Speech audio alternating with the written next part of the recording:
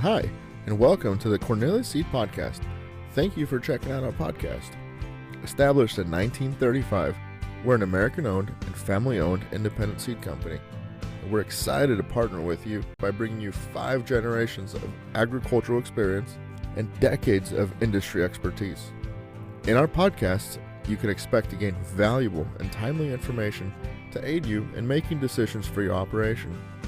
We'll keep things simple and informative, and much like our motto, Planet Profit. Welcome back to the Cornelius Seed Podcast.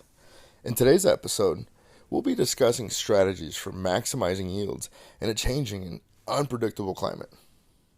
Today, we're going to listen in to our lead agronomist, Craig Allaman, sharing some valuable insights with regional growers attending the Cornelius Seed Partner to Profit Grower Summit. This meeting was hosted across 2 locations in Dubuque and Ames, Iowa. Here, Craig covered a wide range of topics, from climate trends and weather predictions to improving soil health and fertility, the role of biostimulants in modern ag, why farmer advocacy is crucial in the face of changing regulations, especially as they relate to pesticide use. He also dove into topics like proper planting protocols, crop rotation strategies, and ends it with new tools on the horizon to battle some key diseases. Craig's presentation, as you can already tell, provides a wealth of actionable information. It's also going to be available on YouTube. You can find us there by looking up Cornelius Seed, and so you can also follow along with the slides if you choose. But without further ado, sit back and let's dive in. Okay, I'm going to probably ask you to indulge me just a little bit on these first few slides, a little bit outside of maybe what I would normally talk about. But I hopefully I'll be able to get across to you why I think it's really important and related to what I do in making agronomic recommendations for you.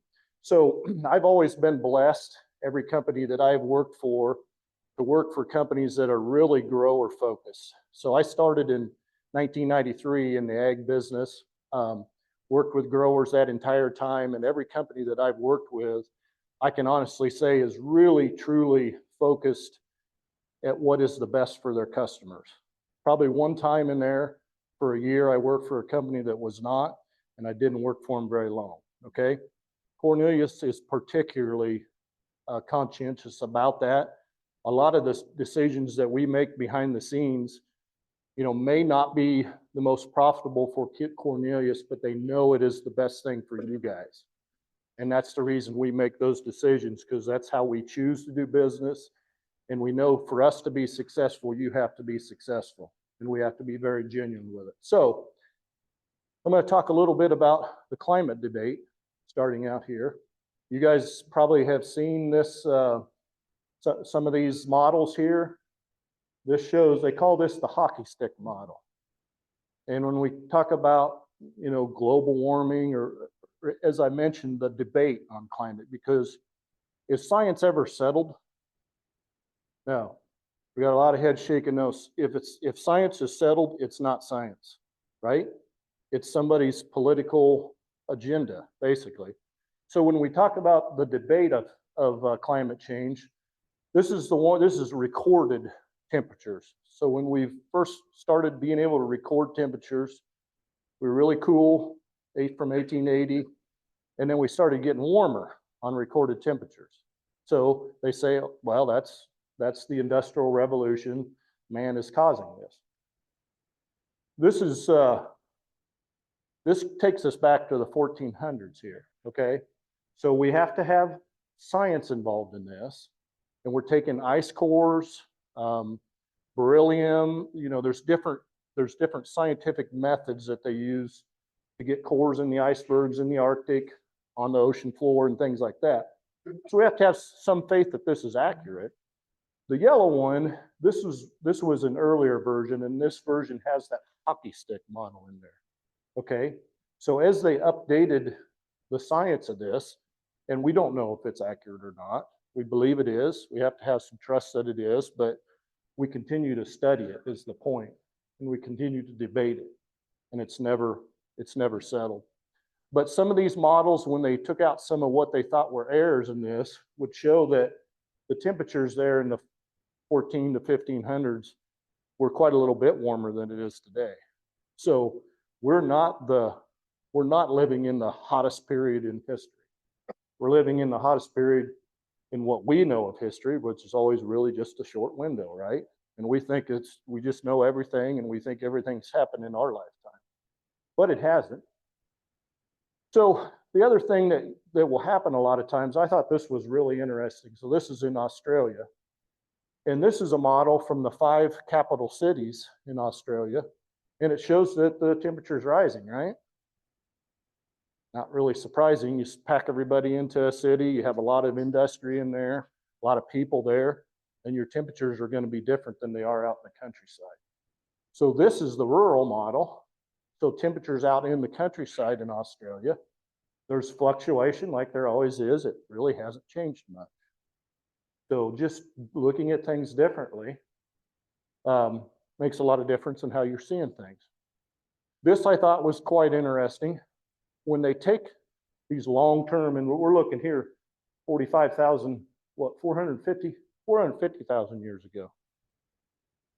So we're looking at long terms, again, from these ice cores, from cores they take at the bottom of the ocean, and what they think has happened over time. And as temperatures have started to rise during real cold periods, the carbon dioxide follows actually the rise in temperature, okay? Carbon dioxide is in pretty much everything. I mean, we're a carbon-based model. The Earth is carbon-based. We're carbon-based. There's carbon in everything. Carbon dioxide is in water. It's in the ground, okay? We think because we take out, quote, fossil fuels and burn it, that we're adding to the carbon dioxide and we're causing things to rise. It's a natural, carbon dioxide is just a natural occurrence in the earth that helps keep that temperature warmer, okay? Do we want the temperatures to be cold? You know, carbon dioxide is considered a greenhouse gas. Last time I checked, greenhouses grow things really well, right? But we don't want it to get too cold, just like we don't want it to get too warm. But are we really affecting that? So as temperatures have warmed, carbon dioxide follows it, and eventually carbon dioxide, you know, keeps things warm. That's a good chance that that's by design. You know, there's a good chance there's a designer that has designed all this to work like it does.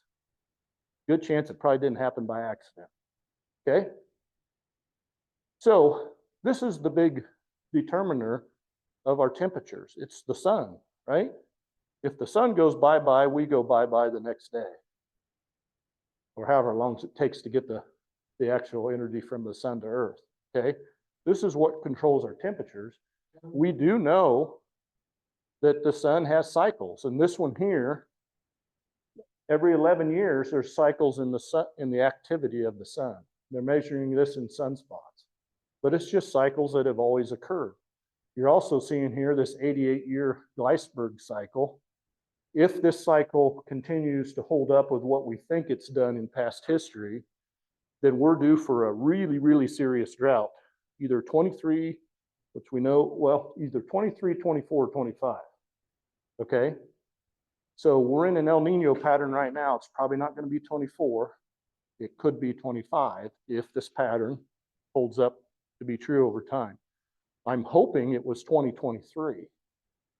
Because if you guys remember, when we broke that drought towards the end of June, we were really close to some really bad yields.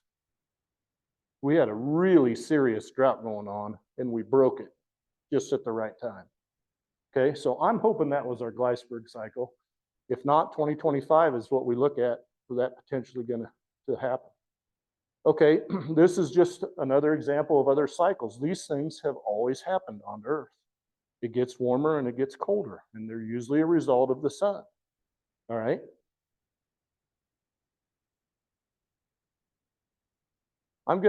So we talk about our, you know, what we have done as man to cause these things. And I grew up in the 70s, okay?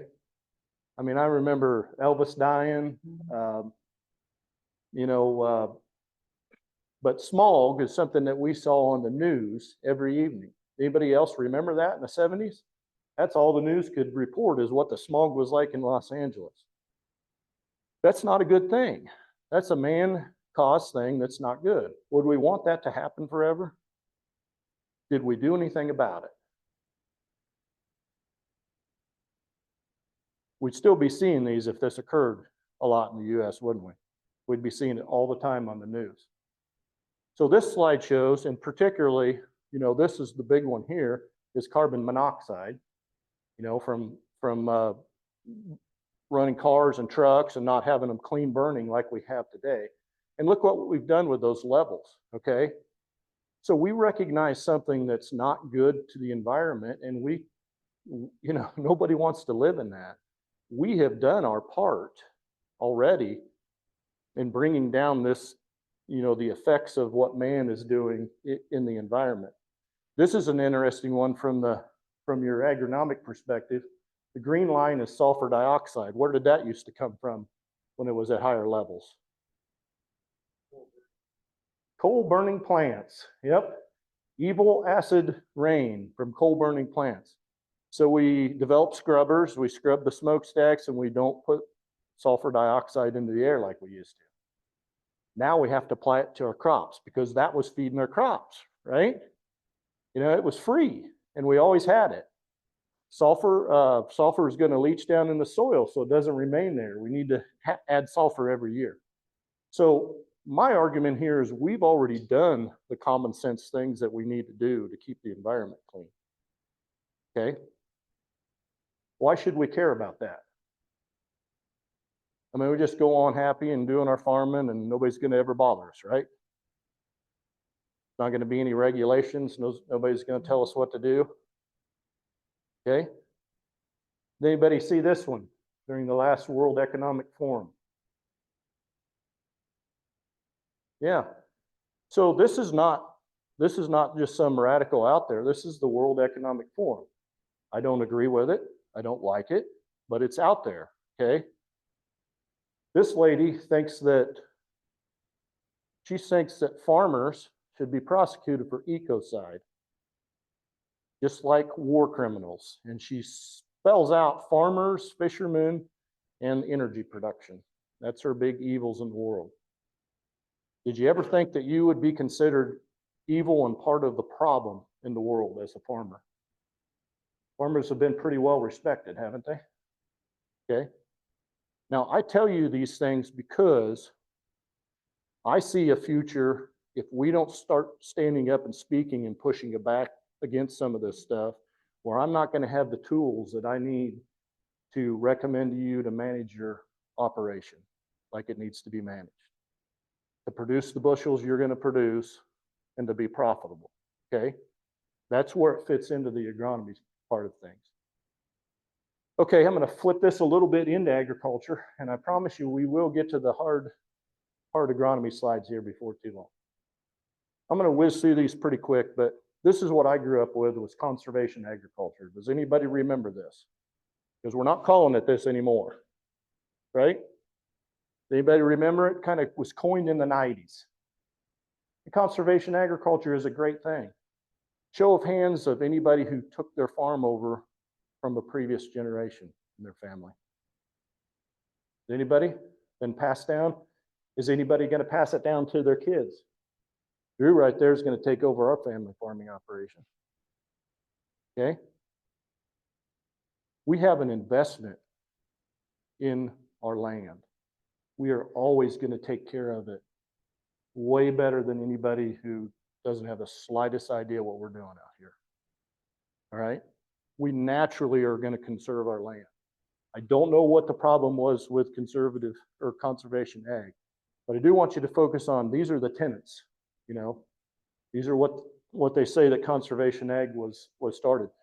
Now, kind of came out of the Dust Bowl, when we had the Dust Bowl and they created Soil Conservation Act, 1935.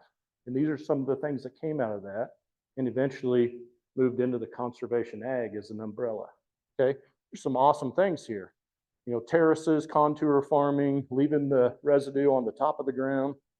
Okay, awesome stuff, common sense, things we all grasped onto, our grandparents grasped onto, and naturally use in our operation because we care about the land. So here's where we've moved to. And I thought for a while, younger people were just bored, so they needed new terminology, or they wanted to make it their own or whatever, because we got into sustainable farming, still wanting to do the same things, but we need a new word. Regenerative agriculture next, I just get used to that one, and then we got a new one, okay? So my head's spinning here, and I'm like, I like conservation, okay? Why do we need these? Same things, okay? We're trying to do the same things. We're starting to talk about holistic approaches and things that make my head explode, okay? But now we're moving into this. So I'm beginning to think, now I see why they were changing the term, changing the terminology.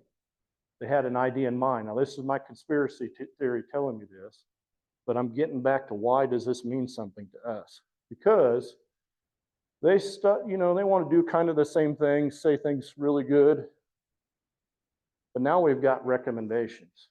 And when I read these recommendations here, I see government control and tons of money being spent, billions of dollars being spent. Are you going to receive that money? Where's that money going to go? You ain't going to see it. You're going to see pennies.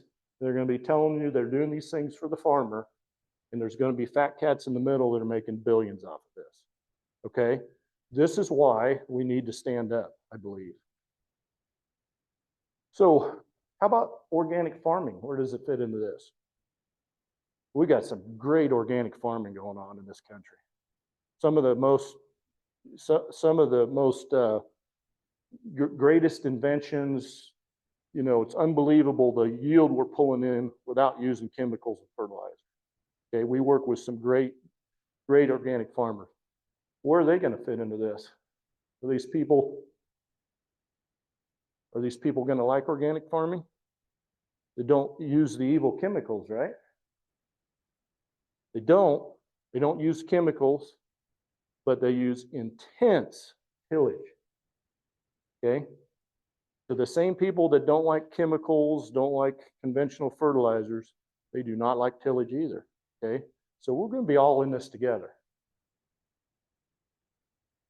Okay, so as I'm talking about this, has anybody ever heard of the Irish potato famine? Okay, what happened there? A bunch of people starved, right? You got Irish heritage, a bunch of your relatives probably starved to death, 1 million of them. Okay, it's caused by Phytophthora infestans. Okay, does that sound familiar? It's a mold. It's not actually a fungus, but it's a mold. But we've heard about Phytophthora. We have seed treatments to protect against Phytophthora. So they lost half of their potato crop in 1 year. And over the next 7 years, they lost 3/4 of it. 1 million people died, 1 million people left the country as refugees looking for food. All right? We had no control methods for that. A simple mold that today we would control caused that kind of starvation and death. So even with organic farming, which I have come to really respect, we have to have these tools in our arsenal. I have to be able to recommend these things to you guys so we don't do something like that. Today, mefenoxam, metalaxyl, copper-based fungicides will all control that mold. Okay? And we've got mefenoxam is in our package of corn seed treatments. Metalaxyl is in a whole bunch of other ones, different companies. Okay, really common products. So pesticide use in general, I think it needs to be robust research and science-based. Right? It's supposed to be that way, right? That's what it needs to be. So when it comes to market, we know that it's safe. And I mean really know that it's safe. We need to keep doing studies as we use it. But these lawsuits, these court cases that are pulling our pesticides that have already been tested, off the market are not a good thing for us. All right, we expect to have those tools. We may have already planned on using those tools, and then they get yanked off the market. If they're safe when they're registered, that should be the end of it. And the process doesn't need to be as costly as it is, okay? It needs to be ran through universities, get the corporate influence out of it, and it doesn't need to be that costly. And then when the patents start, they should start upon registration, okay? They shouldn't start, after 8 years of research and they only have 12 years left in the patent. These companies need to be incentivized to be able to bring those products to the market and spend that kind of money. All right, we need to speak out about this, okay, so that we have the tools that we need to be successful. Common sense shouldn't be that difficult, should it? Okay, and why should we care about this subject? And then I promise you we'll get on to hard agronomics. You guys seen what's going on in Europe? Our brothers and sisters over there started in where? Started a year or two ago. Big protest. Netherlands. What were they protesting there? Got to prevent them from using nitrogen. Okay, nitrogen's evil. We're going to say you can't use it. Okay, and then it's warped into all over the EU, and they're trying to pass laws just yanking pesticides off the market, whichever ones they think are evil. Okay, so our brothers and sisters are fighting this over there. It will come here if this continues.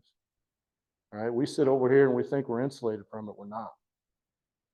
We've already got things going on, lawsuits, as I mentioned, pulling the products that are already approved off the market. So does this do any good, you think? Or give these farmers something to do in the off season? It has done good, okay? They have scrapped pesticide proposals already because of these protests, just pretty recently, right? Okay, moving into regular agronomy. What did we learn from 2023? All right. So many of you may have seen this map I put up here in June at the summer summit meeting, and we were pretty darn dry, right? We were at the end of that 6-week drought that everybody in the Corn Belt pretty much shared with, right? We got off to a pretty decent start. Crop got up pretty decent, but man, we were dry. We talked about needing the rain immediately. We were at the breaking point. But subsoil moisture is pretty good. We like being able to root down early on. That can be very beneficial for corn. And then there at the kickoff time frame, this is what that map looked like. So when we put both of them together, you can see we made great gains. All right, we went from this, most of our area pretty good. We still had in Northeast Iowa, we still had some pretty tough areas. And we had some pretty tough yields come out of those areas. We still have to have water to raise a crop. Right? Yes, our hybrids are tougher. Yes, they handle stress better. We have to have water to raise a crop. And, we didn't get an excess of water, but we got really timely rains, and we had to have pretty darn good subsoil moisture to get us to that point. All right. So this is what the map looked like February 5th. We talked at the kickoff, we've got to have some moisture start building up that subsoil back again. I didn't think we'd get this much this quick.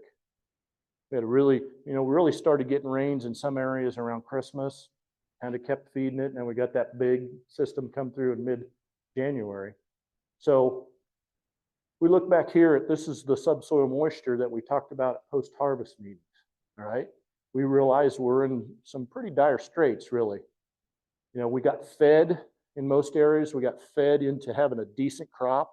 Some cases a great crop, but we took all the moisture out of the soil to do that, okay? So we knew that we needed to replenish those soils. So with that rain in January, I normally expect the replenishment to probably happen late February in through March. But we have come a long ways here, okay, on the soil moisture. And if I put those two together, Iowa's pretty red. Illinois is getting to be in pretty fine shape. Okay. So I know, Brian, that somebody up in your area is living good, because we know it's not you probably. But Illinois is looking decent, and Iowa's way, way better than it was. Okay. So we're getting there. Now we still need to go a little ways yet before we get to planting season, but we're within range now. Okay. We need to get that subsoil moisture built back up. So this is the next thing that we'll look at on the weather. And these are predictions, so we never know what will happen, but we've been in an El Nino in the red. And sometime in that, the predictions are in that June, July, August timeframe. So midsummer, maybe right after tasseling, we're probably going to flip and get into La Nina. And La Nina is what gives us our dry weather, right? Now, if that sets in and is really a really long and intense one, that's where we could see that iceberg cycle into 2025. This would be where it would set up. Okay, hopefully not. Hopefully we had it last year again. But that's what we're looking at. So, as we think about getting things planted, getting them out of the ground early, getting set up, maybe using a fungicide right after tasseling time frame if we've got heat and drought stress looking at us, might be a really good thing to do. So question, how much of the oceans in the earth has been explored? Got any ocean nuts here? Just give me a guess. 50%? What do you think? 40, 20? 1, okay. It's about 5%, they think. So that's a pretty good guess. A shocking number. Isn't that amazing? It'd be exciting to find some things that are down there. Maybe we've got some giant sharks or something still there. But the same could be said about the soil in the earth too, right? Okay, we're up here above. We look at the above ground symptoms all the time. There's a lot of stuff going on down underneath in the soil. It's similar to the oceans. There's a lot of stuff out there we don't know about. And remarkably, it says about a quarter of the world's biodiversity resides in the soil. And a lot of things we can't see, microscopic, fungi, the nematodes, things like that. I mean, we just don't know a lot about what all is down there in the soil, but we know it affects our crops. So I'm going to talk a little bit about biostimulants. I've really resisted doing this because it's confusing. It's confusing to me. There's a lot of things out there in this market. But basically, anything that helps the natural processes of plants in the soil is going to be a biostimulant. And things like living things like nitrogen fixing bacteria. So proven 40. Okay, there's an example of a nitrogen fixing biostimulant. Mycorrhizal fungi, things helping us get phosphorus in the solubility in the soil. Could be these formerly living things like seaweed extracts, humic, fulvic acid, things like that. Okay, it's a big, interesting, but again, confusing thing. And why is it confusing? This is my opinion. Okay, but there's tons of choices out there. There's a lot of companies. There's startup companies from California that immediately turns me off, but I know I have to pay attention and see if there's something good in it. Everything increases yields by a couple bushel, right? Everything that you look at, yep, increases yield by 2 to 3 bushel, 2 to 5 bushel. It's a lot of the products are live products, so they really need to be handled carefully. If you don't handle them carefully, you've wasted your time studying and your money. Okay, you've got to keep them alive. You can't mix them with the wrong things. It's like that with the proven 40. A bad experience. We go in our first experience with a biological, it doesn't pay off. We may never try it again. Figuring out what input is responsible. We got a lot of things going on out there. Is it the biostimulant or is it something else? Cost, unintended consequences. We're adding things to the soil. We don't know if they should be added to the soil. Okay. Same thing could be said for herbicides and things like that, but we just don't really know. So before I dive into a couple of products that I'm looking at, I wanted to remind you here of the 7 wonders of the corn world. Okay, so the big building blocks, Fred Bilo from University of Illinois, he does really great work.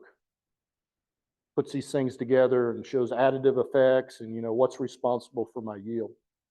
So as I think about this, when I've worked with customers through the years and they're wanting to work with some of these things that I kind of call tweaking around the edges, around the margins. So we're looking at adding, you know, 2 to 5 bushel in there. We have to make sure we have all of our building blocks in place before we do that. It's so important. And then we can start working with some of these things. So we've got to get our pH right first. If the pH is not right, we're not going to utilize the nutrients that are in the soil, let alone things we add to it. All right. Nitrogen, of course, in corn is number 1, but P and K, the other macronutrients. Make sure our soil prep is what it needs to be. Hybrid variety selection is so important. You see in his, you know, in Fred Bilo's work up here, the correct hybrid on the correct acre is so important. And we look at that as one of our main jobs for you guys.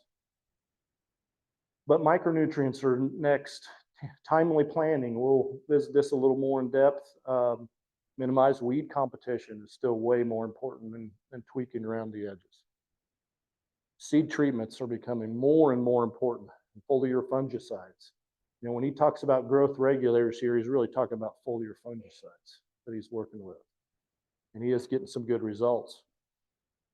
So that leaves us with bios clear up here. So if you're going to start messing with bios and do some work on your farm with it, make sure you got these in place first, okay? It's so, so important. So a couple products, I'm pretty interested in the seaweed extracts, and I'm looking at products that are going to do something that I really know and believe are going to help our production out there, going to increase our yield. So the interesting thing about seaweed extracts, they're stress relieving, okay? They help with the photosynthesis, nutrient uptake, but they also help with stress. And what have we talked about a lot of times with using a fungicide on corn and soybeans? What have you heard me say about them? What are some of the things that I like about them and benefits? What do they do for the plant? Besides controlling fungus. Stress relievers, okay? The strobilurin portion of these fungicides we're using have stress relieving properties, okay? And so I think I've seen some good things out of the seaweed extracts. I'm going to work with this yield on. I did a little bit last year. I'm going to continue on with that just because my local FS that does my spraying carries it. And it's just a combination of these 3 different seaweeds, okay? And this is the test I did this year. So I'm splitting the whole field. Okay, I'm taking the next step from their small plot studies, and I'm splitting the whole field with it, and then I'm looking at it with field view to see if I have a yield increase. All right. So this year there was a 3 bushel yield increase, 16 acres versus 15.8 in this field. I had a 43 acre field. I usually carve out the end rows so I don't have any of those effects. And this is what I was looking at. So I did get a yield bump from this. You know, I'm spraying it at R3 stage, so that 1st of August time frame when I'm real stressful out there anyway. And there was probably a yield bump here, probably from reducing stress. Now last year, I did the same thing with Quilt XL, so a fungicide that has a strobe in it, and I got a 6 bushel yield increase in the same scenario. I'm not saying that is better than the yield on. It's a different year. I may have got the same thing with the yield on, but I'm maybe doing some of the same things with these bios that I'm doing with my fungicide if I don't have a disease present and I don't need to control the disease. So the other one I'm looking at is ethylene inhibitors. So ethylene inhibition is what the strobies are doing. If the plant will produce ethylene gas when it gets real stressed, and then it turns that funky green blue color, and that's a bad day, right? You've seen that when you've got severe drought. We had that in Northeast Iowa this year. That's a signal. The ethylene gas is a signal to the plant to shut down. This is the end of life cycle here. So the strobies they block that ethylene. I'm going to mess around with a product called BW Respite. Mike Preby, who's a DSM out in north central Iowa, he in a previous life, he worked with this stuff. He has some pretty good biological experience, and he's been giving me some direction here on some things to try. But this is like $2-3 an acre. So if I can put this on when I don't have an infection, a fungal growth out there, and do the same thing, still relieve that stress, at that tasseling time frame, this could be a real good possibility. Okay, we'll have to still scout, later in the year, make sure we don't get anything moving in at tar spot time frame. But I'm going to do a little bit of work with that one. Okay, you guys have seen Sean Conley's work here, Cool Bean Advisor. He did do a biological study this last year, and interestingly, we've sold Graphex for several years. We think it's a very good product. It's got a combination of biologicals in there that stimulate root growth, right? And we get that root growth, we go get those nutrients a lot better. So in his study, it was really the only one that showed a yield difference very consistently in his study. So I did want to kind of add that up there. But you can see, I mean, I don't know what half of those things are, okay? It's a really, really busy field. Okay. This slide represents our pause for profit, okay? And we started this last year. This is what we talk about in the springtime, all right? And it may be pause, you start that field, you get out of the tractor, you dig, you make sure your depth is right, or it could be your planter's all charged up, you're ready to go, soil conditions are good, but what's my temperature like? Okay, and that's what we're representing here with the thermometers that we have as giveaway. Okay, get out there and check that soil depth. Drew, what happens when the field conditions are ready and I can't plant? I get a little anxious. Okay, so this is really, really important. Okay, everything has to be correct. Drew, sometimes maybe we're harvesting or something, and Drew's like, okay, combine's got this wrong with it. If you give me 15 minutes, I can fix it, and otherwise we can fix it tomorrow morning, because he knows that it does drive me crazy not to be running when you need to be running. But I usually let him fix it anymore. So this is really important, though. You should have seen this slide before. This is work that's done with Iowa State, but I want to revisit it. It's really important. It fits into this pause for profit, okay? This is last year. This is real world data. This is what this planting curve is going to be the same no matter where you're at. So whether it's Wisconsin that does the work, Illinois, or like here with Iowa State. You got a time frame there on the front of this yield curve with corn that can be a real problem, right? The planting curve on soybeans is pretty flat up here. We don't have this big yield hit by planting our soybeans too early.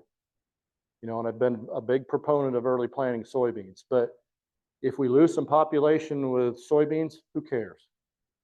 We can do 100% yield potential with somewhere between 80 and 150,000 plants out there.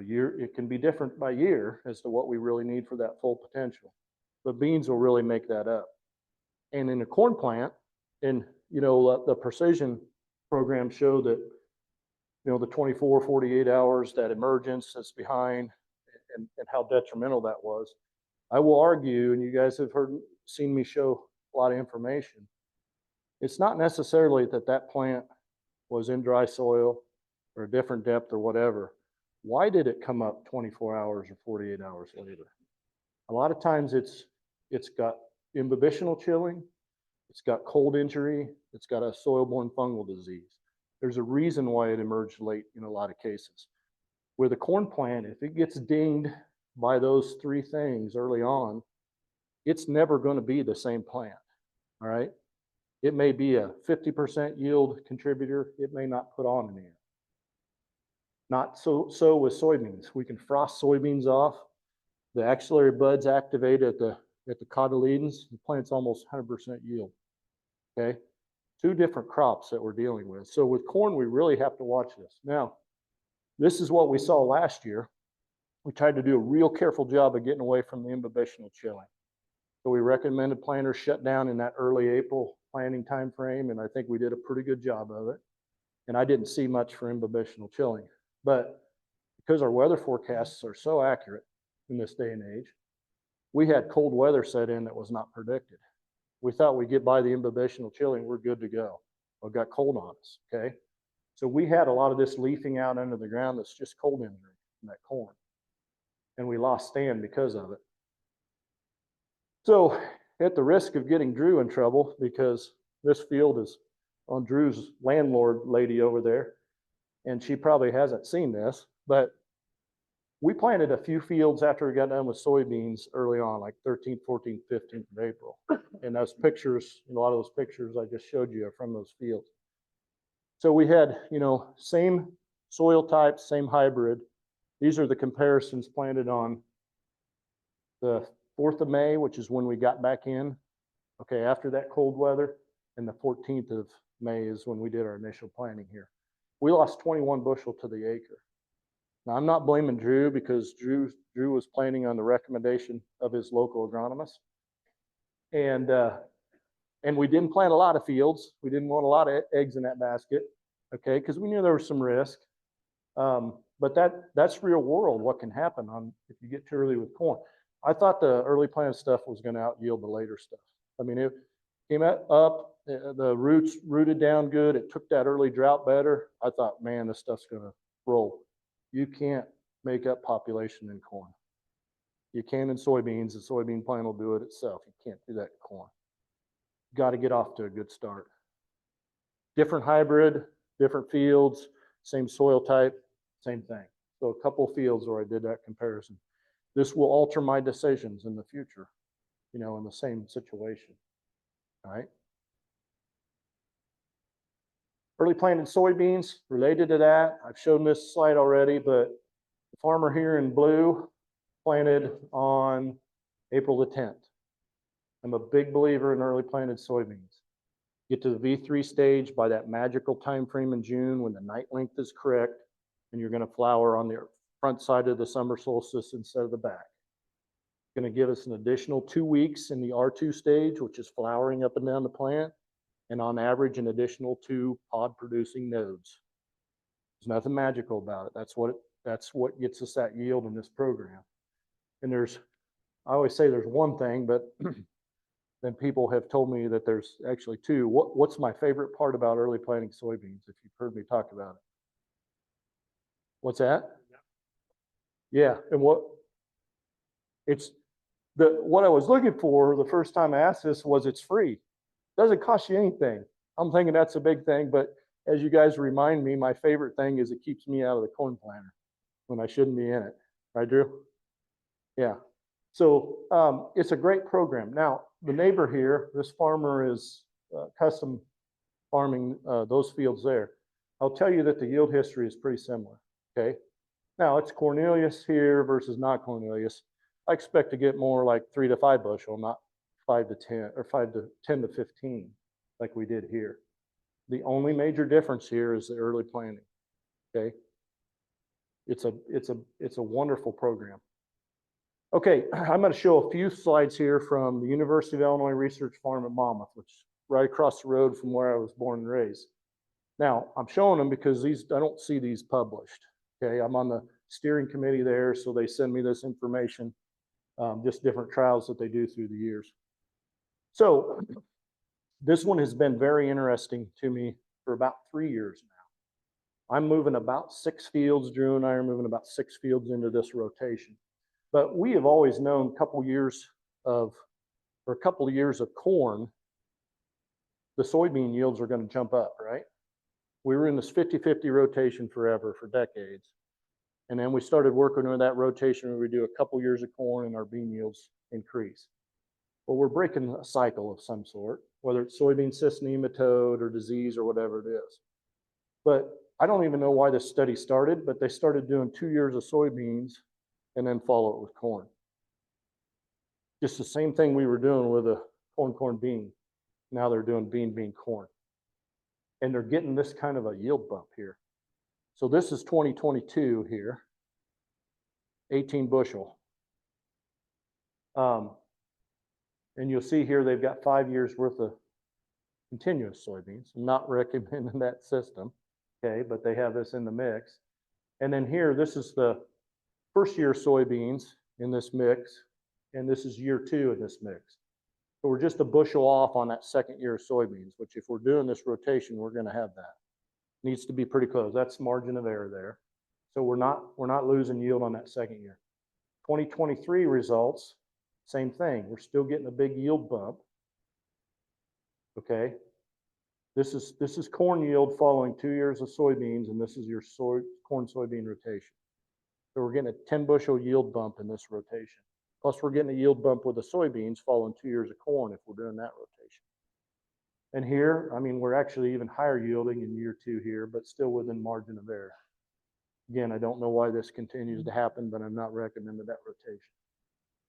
But beans following beans is not something to fear, all right? And the other thing about this one is we had extended diapause, the most I've ever seen across the state of Iowa last year, right? This rotation, 2 years of corn, 2 years of soybeans, will defeat extended diapause. Those eggs are, they're staying in the soil, not hatching that first year of corn, and then they're going to hatch out the next year, okay? So if you got 2 years of soybeans, they're going to hatch out in year 2 of soybeans, the extended diapause eggs of the northern corn rootworm beetle. So that's another thing I think could be beneficial. I'm just throwing this out there. I think it's something that we need to look at. Again, I'm going to do some whole field situations with it. How am I doing on time? Okay, all right, I can do it.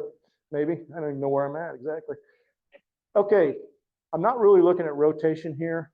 After last year, we had some real train wrecks following rye in particular, but cover crops in general.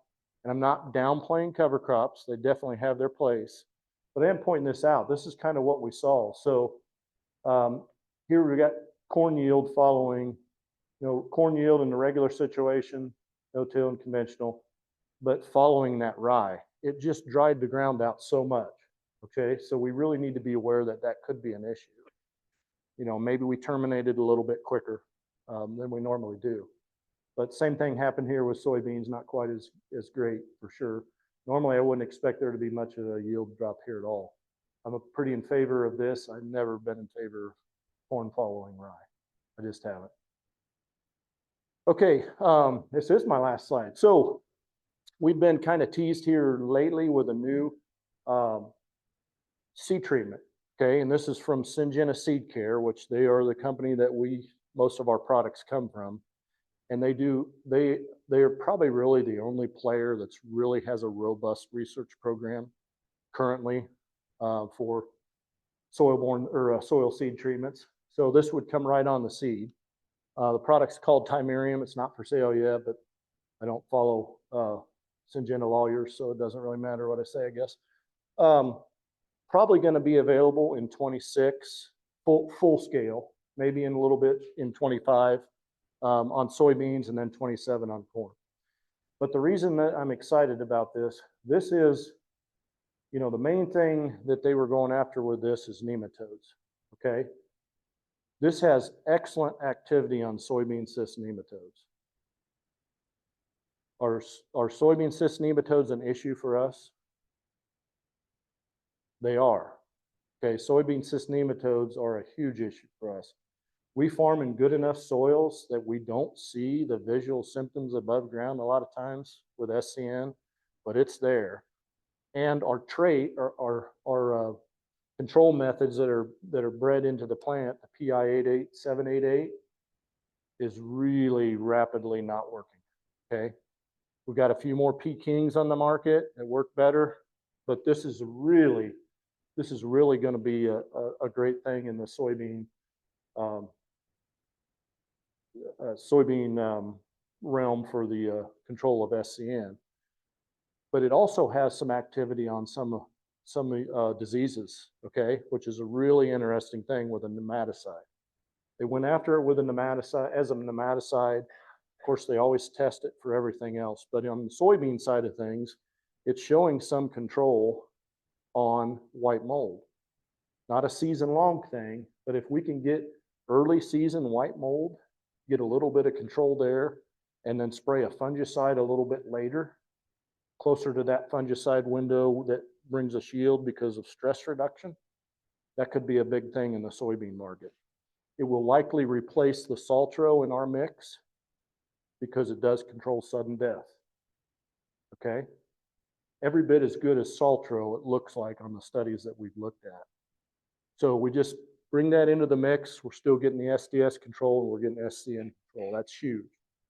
I'm probably as excited about it in the corn market because it does control any nematodes that we know of in the corn. And again, we're probably not seeing that damage, and it's probably there. Our soils are good enough that we've got damage from nematodes and we're not seeing it. Last couple of years, I've been testing some nematicides, and I kind of do it as almost as a favor for the suppliers. They're always wanting us to test these things, so we try to be a good partner and do that. I'm seeing yield increases from nematicides that I didn't expect, okay? So that's telling me that we have yield reduction in our corn with nematicides. But the big thing that I'm excited about it on the corn is the fusarium control. This is going to be a game changer, a step change in fusarium control. We had terrible fusarium damage last year, particularly in north central Iowa. We lost 10 to 15,000 plants per acre where it was at its worst. All right. And fusarium, it's widely believed that fusarium is the causal agent early in the season that gives us crown rot later in the season. So those plants that ghost and die early, everything else is green, you got that dead plant out there, that's crown rot that's set in early in the spring with fusarium.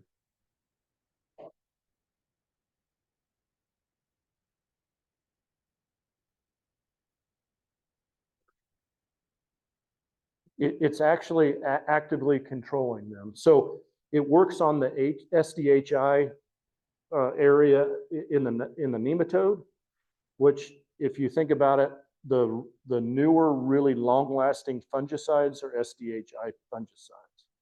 Okay, so it does have by itself has activity on these diseases. So and that's a game changer. We did Miantis a couple years ago for Pythium control.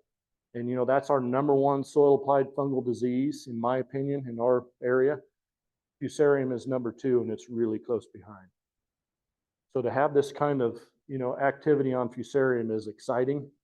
You know, it's not going to be something we'll roll into the cost. There's going to be more of a cost for this.